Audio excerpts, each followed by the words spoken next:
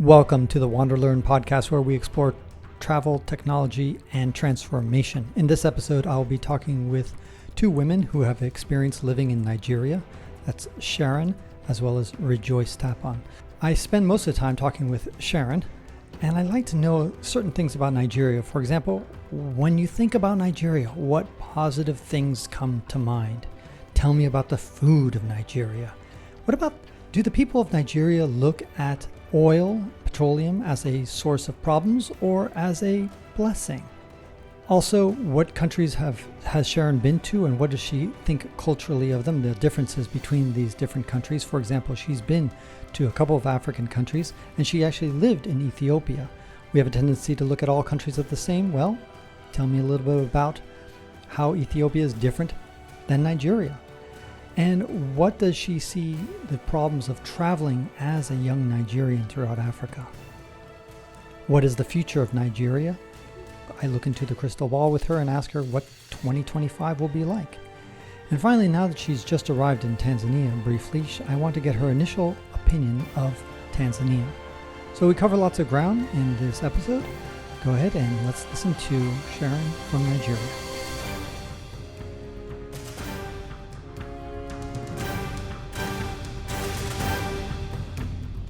This is Francis Tapon with the WanderLearn podcast. I'm here with Sharon George Will, who's from Nigeria, actually from Port Harcourt. And also, as her sidekick, is my wife, Rejoice Tapon, who will occasionally interject. But the main star of the show will be Sharon. Sharon, how are you? I'm good. Tell us a little bit about where you were born and raised. Okay, so I was born in the oil-rich city of Port Harcourt. It's known for its industrial activities like oil exploration and whatnot. So, yeah, I was born in that city, and it's more like a urban-dominated setting because, there are lots of buying and selling. There are lots of activities going on, and there's lots of fun. So, yeah. Now, Nigeria oil, a lot of people think, this is, just nothing but environmental problems and a lot of corruption going on. But do the Nigerians themselves, especially those who live in the oil region, the delta there, the Port Harcourt, do they actually look at it differently? Do they say, no, this is giving us lots of jobs and economy and wealth, and, some of it does come to us. It doesn't all get sucked away mysteriously. How do the locals feel about the petroleum production in the area? I think right now it's a little bit mixed because at some point, definitely, corruption got involved and everything right now is being monopolized. So it's not in any way, we aren't in any way benefiting because of the corruption. Before it used to be the exploration companies in a way give back to the society because they provide education opportunities, scholarships, and job opportunities. But because of the high level of corruption involved, right now everything is being drifted to themselves and whatnot. So for us right now, we see it as less beneficial and more of creating more environmental problems for us because there are lots of oil spillage, and when this happens, they don't take responsibility for it. The crops are being bad, the farmlands are, being destroyed and whatnot. So at the end of the day, right now, we are just seeing we're receiving sufferings from these oil exploration companies, of which I don't think that's beneficial. Instead, it's giving us a lot of trouble. So when you become president in the year 2020, what would you do to help resolve this? Would you stop oil exploration, or what do you think is the solution? It's a very tricky question. I do not have plans to become president in the next 20 years. But if that happens by chance. But in 21 years. I do not have a plan to become president because that's a lot of responsibility for a country like Nigeria. That's too many responsibility. So, but either way, I think that it all comes down to fixing the corruption because no matter how much effort you put into trying to make things better, the people are just totally corrupted. So I think fixing young people who have been empowered and who are probably less corrupted would be like the best people to focus on in terms of fixing these companies or fixing like these oil issues, because like I think that it still goes back, like no matter how much strategy you have, it still goes back to like those corrupt people, and you see that nothing changes with these people still there. Nothing really changes. So if the corruption is not, it's not reduced, I don't think that there's gonna be like a lot of progress in terms of like still keeping or retaining the oil companies. So would you say that young people are less corrupt than the older generation? I'm also not, I'm not technically saying that. I'm just saying that the more empowered young people are, the more they're thinking of making progress or thinking of fixing the issues. So I think like it all also comes down to empowering more young people. It is definitely one of the trickiest problems to solve in like corruption, because I mean, I don't know where do you start, especially when it's pervasive all over the society. Really. Corruption's like the bug that bites a lot of people and changes a lot of things. Really, seriously, Francis, I have no idea on what to talk on the subject of corruption. If people don't change, or if people like don't see reasons to change, I don't think. And it all also comes down to as little as being responsible and being accountable for the little like service you're offering or the little things that you're doing. So if that misses in the equation, I mean, everything is just all like a game or a joke or something. I don't know. So now, what is your background, your educational background, and what's your kind of career path that you're heading off on? Okay, so I think I have like one of the most unique backgrounds and whatnot, because I studied botany, which is like the study of plants. But currently, I'm doing a lot in technology, around technology. So I'm trying to make the world better by, building sustainable technology platforms out there. And yeah, so right now my career is in technology instead of botany. So that's like really unique to me. And so what would you like to do? What I would like to do is what I'm currently doing. So I'm trying to change the world one step at a time using technology. Specifically, I mean, technology is a broad field. So what specifically, like, it's not agricultural technology. It's not biotech crops.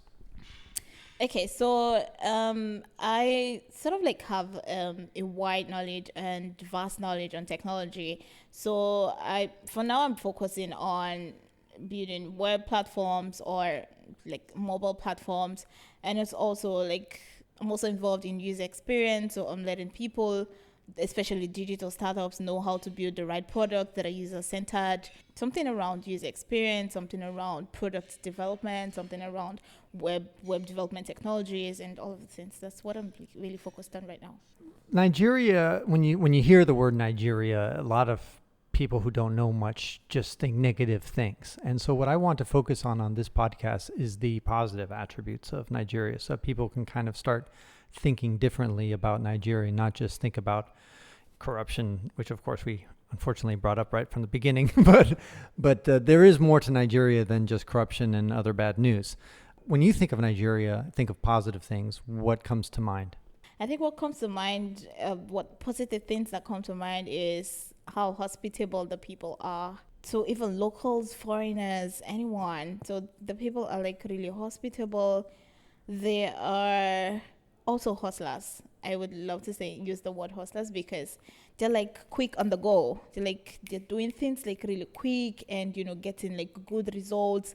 I mean, that really means a lot to us. And you can see it like in like different Nigerians that you meet across the world. They're like looking for ways to get things done and like whatnot. So I think like that's like the most, aside the fact that Nigeria is really diverse. I mean, you can't really like tell like this is how the people is, because I mean, people are scattered everywhere. It's one of like the most populous black nation in the world. So like it's really diverse even for me as a Nigerian. So I think it is the most populous black nation in the world, and soon it will become the third most populous nation. By 2050, it's going to be bigger than the United States. It's right now 200 million, and it's going to. I've seen projections up into the next century. It will actually pass China. I can't even say. I can't say, but it's likely. It's likely. what other things about Nigeria that you, let's say, encourage people to come see or do in Nigeria that they're missing out on?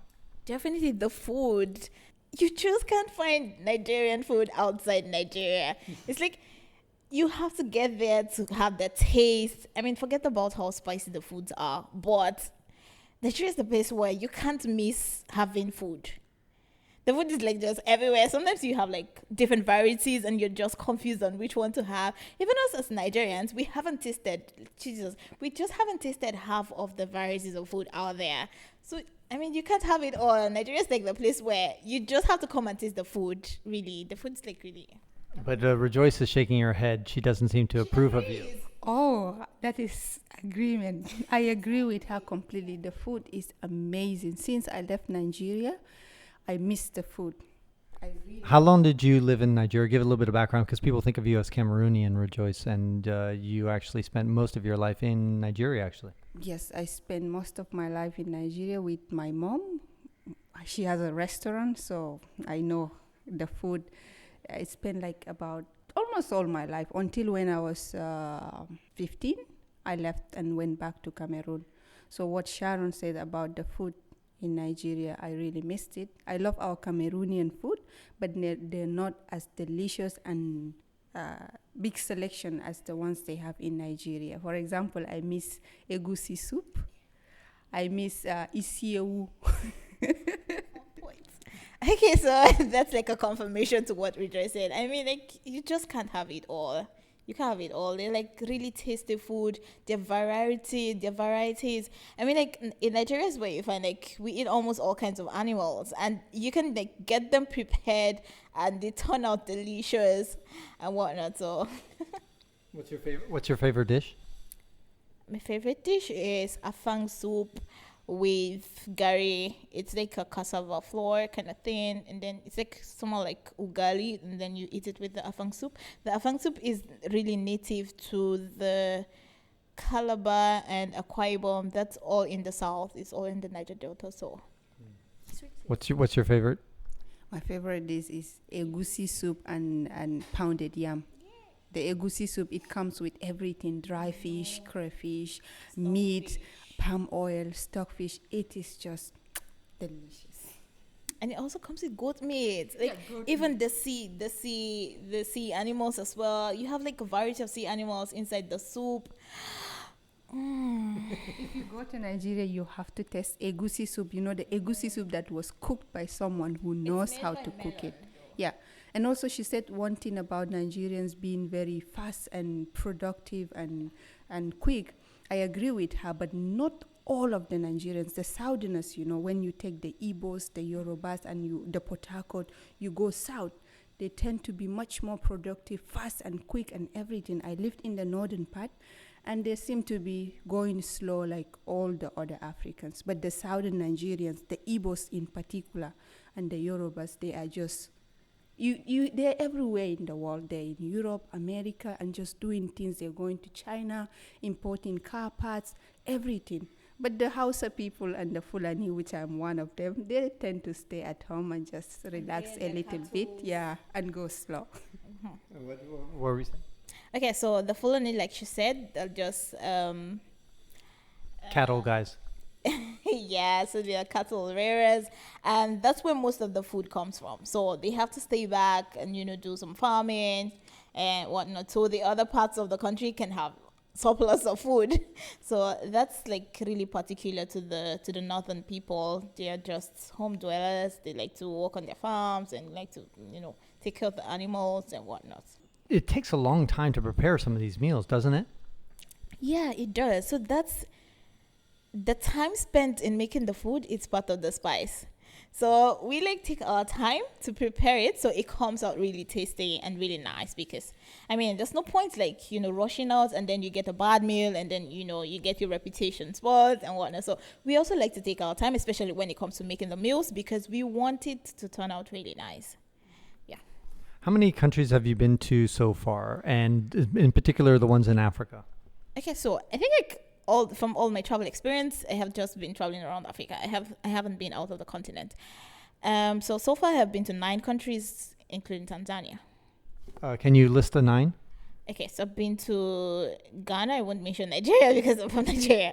So I've been to Ghana, Togo, Benin, Senegal, Uganda, Ethiopia, Tanzania, Kenya, Ivory Coast. Yes, Ivory Coast. Okay, so basically West and East Africa is Yes, where you. West Africa, yeah, yeah. And so, did you now? One of the misconceptions that people have is that all Africans are the same, and so I want you to clarify. Well, I mean, already Rejoice talked a little bit about how not all Nigerians are the same. In other words, there's big differences just between the North and the South. But can you also speak up about a little bit? Let's just start with two countries that seem on the surface to be similar in the sense that they're both West African, they're both Anglophones. That's Ghana and Nigeria. So they're both Anglophone West African countries. How do you think culturally or in other ways that they are different? That stood out for you when you were traveling around Ghana? I think like I didn't really like notice the difference because I mean like we had like several similarities because I mean in terms of being productive we share some similarities, and also I think the difference mostly comes with the food, the hospitality, I think, because like Nigerians are a little bit like are more welcoming, like they're more welcoming to Ghanaians. So I think that is like the major thing that I found out as a Nigerian living in Ghana. Because Did you feel, as a Nigerian in general, when you're traveling through Africa, that people are a bit skeptical? They look at your passport at the border and they say, oh. I had that issue like a lot of times, especially with the immigration. So the only like place where I didn't have trouble is definitely Nigeria, because I am Nigerian. But like as soon as I got to the country, to my destination, I had like issues all the way from the airport down to the country itself. So I mean, there's this I think it's like disparity or something. I'm not really sure on what term to use, but I do not want to call it racism, but I think it's like a disparity. I don't know, but that's how Nigerians are being seen, like outside of Nigeria. So people are just thinking, oh, we are like some corny set of people, and we like to exploit other people, and whatnot. But I mean, I think it's because probably we are smarter. I think it's like our ability to be quick and be more productive than the other Africans that probably makes us stand out, and that is like one weakness for us. Sorry, not really a weakness, but a disadvantage, I think, kind of, because sometimes people mistake the fact that we try to get things right to being exploited. I know there are bad people around the world, not just Nigerians. There are a lot of bad people, but then people want to use the bad to override the good, and forget about the good that you have done and whatnot. So that's like a really like big problem for us as Nigerians, especially like when we go outside the country. And I have definitely faced that a lot of times when I've been to other countries. People are like, this girl wants to just come and exploit us and whatnot, and they don't let you get in because they know once you get in, you're like going for your target, you're going for your mark and whatnot. So they just don't want that.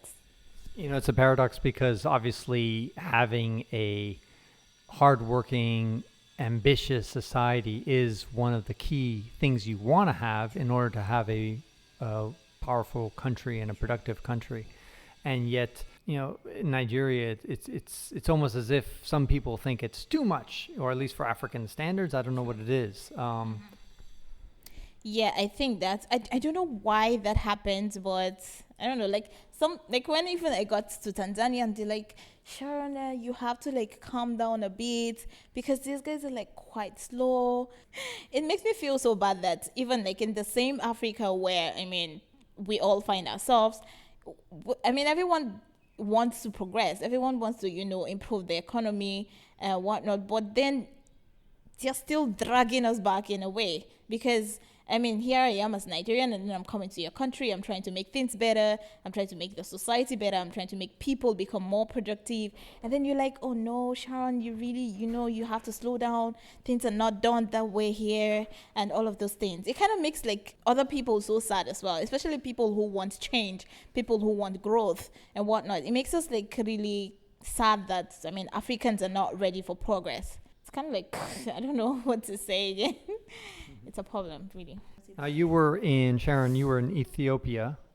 You were in Addis Ababa. And what was your experience there? How long did you stay and what was your experience like? Okay, so I stayed for like exactly 1 year or 1 year and a few weeks thereabout. And the experience was, I mean, mixed because the first time I got there compared to other African countries that I've been to, I wasn't properly integrated into the culture. I mean, before I arrived, like as usual, I asked questions, about the country and the people and whatnot. So I like get my mind prepared before I got there. And this is like the first country that I've been through that at some point I regretted being in the country because I wasn't properly integrated into the whole culture. And it took like a while before I got settled and, I started work fully and whatnot. So in a way, it kind of like interfered with my productivity and it caused me to like come down to like ground zero compared to like, the hyped person that I was. I had to, really just calm down and mix up with the people, understand like the realities before I started like work fully. And that's in a way really like hindered the goals that, I wanted to achieve in the country with my work at that time. But in all, it was like a really great experience. It was really great experience because Ethiopia is like a really different country. It's totally different from all other African countries. The people are different. The country has like lots of fascinating things. And yeah. Give me an example of how Ethiopia stands out as being a kind of an exception. Okay, so like I'll still come back to the people.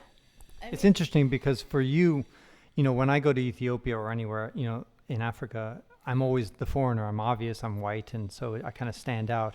You, though, because you're black, you can kind of slip in and be a bit more under the radar, I suppose. But eventually, so you're kind of in it and out of it? Or do you feel like they can spot you from a mile away and say, oh, no, she's definitely not from Ethiopia? Because the Ethiopians have their own kind of look, too. Yes. Okay, so that happened like almost throughout my stay there. Because like there's some places that everywhere that we went to, because I had like another Nigerian there, so I wasn't the only one feeling the heat as well. So everywhere we went to, we were always being called Africans. I'm like, what the fuck? Why?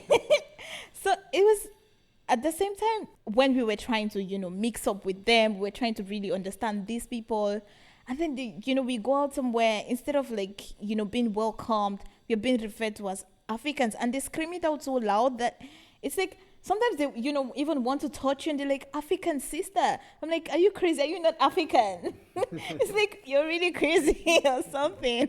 And yeah, so that's in a way, if I wasn't like someone who really adapts to people and who tolerates a lot, I could have probably got offended like a lot of times and I could have punched someone. Really, I swear to God, I could have punched someone.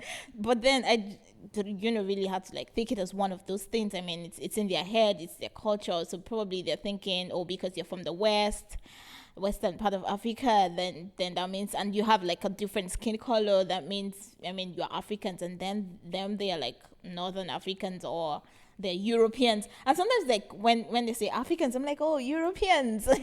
I'm like, oh yeah, so we are done for the day. You call me African, I call you European, then you're done for the day, you're fine. So we got like all of those things. For me, like it even like really affected the work because most of the offices that we go to and that are really filled with Ethiopians, we sort of like don't get attended to, because I mean, once you start speaking and they spot your accent, they're like, Nigerian? Yeah.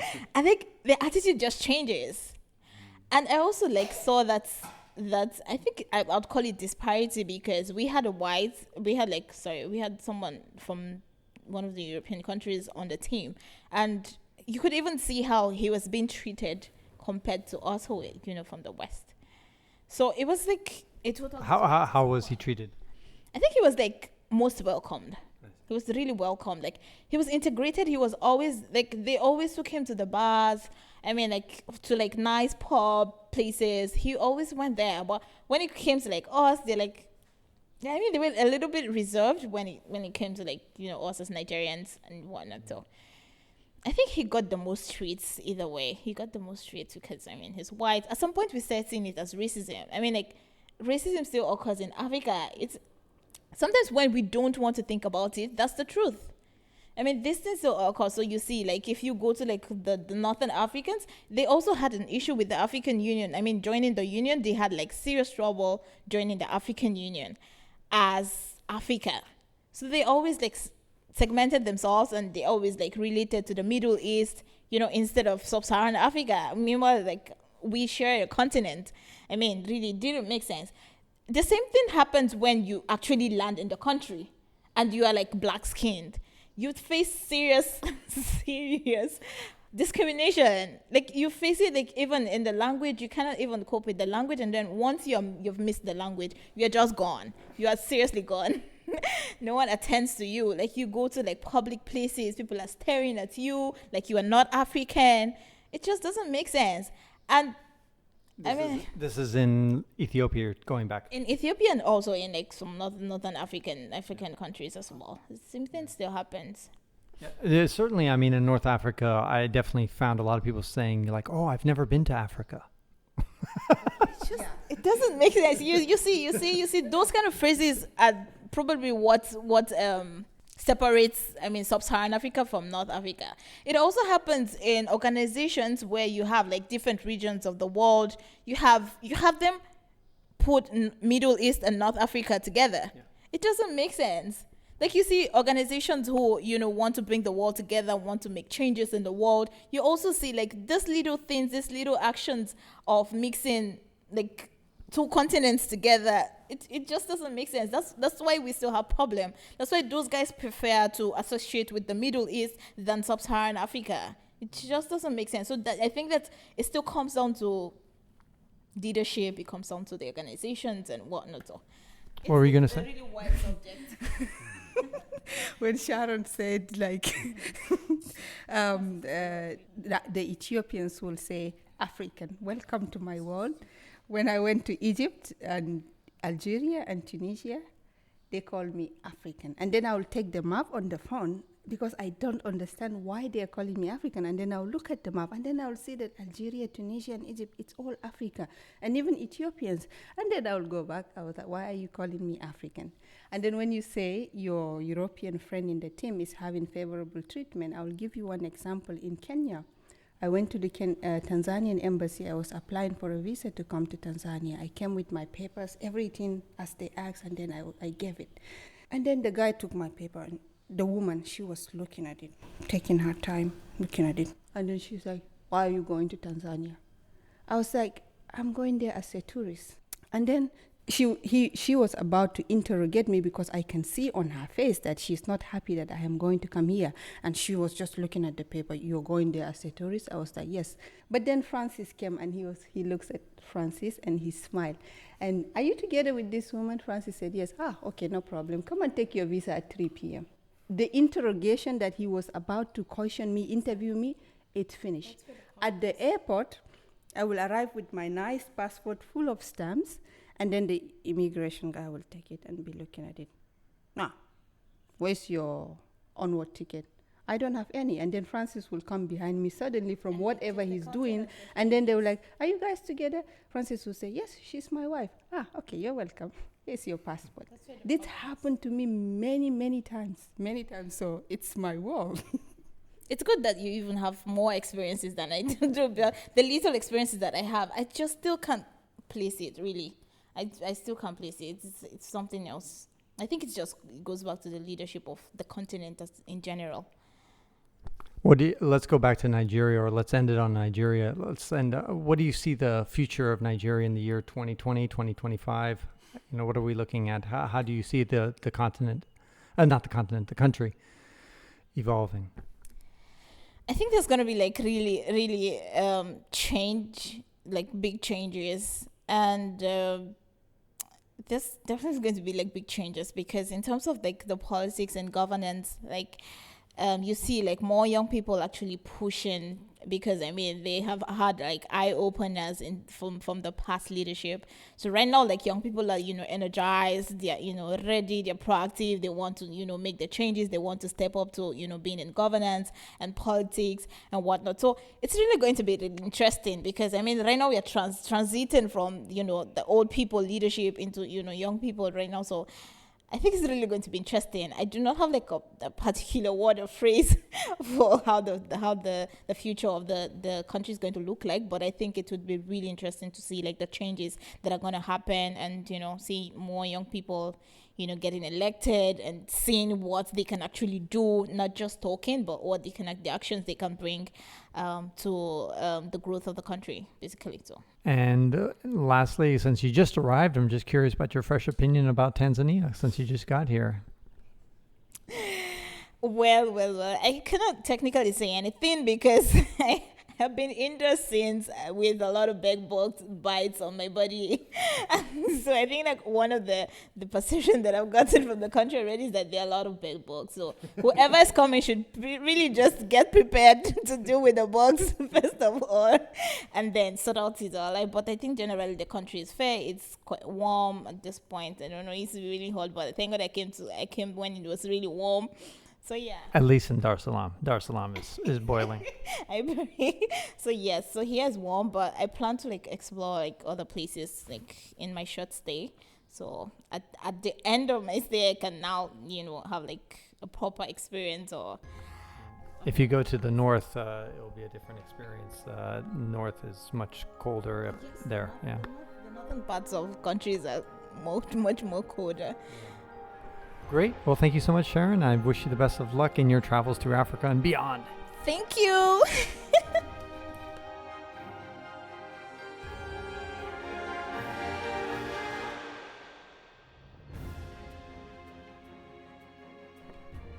And that concludes this week's episode of the WanderLearn podcast. Thank you so much for listening. Here at the WanderLearn podcast, we explore travel, technology, and transformation. Now, we can't do it without your help, and I'm just going to ask you for one simple favor. All you got to do is subscribe to this, share it with your friends, review it, and send me lots of money. How hard is that? Simple. Seriously, if you'd like to see the show notes for this episode and any other episode, go to WanderLearn.com. It's always listed to the most recent episodes are first. Find out where my shop is, and if you want to help out the show a little bit, buy something from my shop. If you want to sponsor the show, you can send me an email at ft@francistapon.com. That would be great. And finally, this show was edited by Rejoice Tapon, and the music was done by David Hamilton. This is Francis Tapon, encouraging you to wander and learn.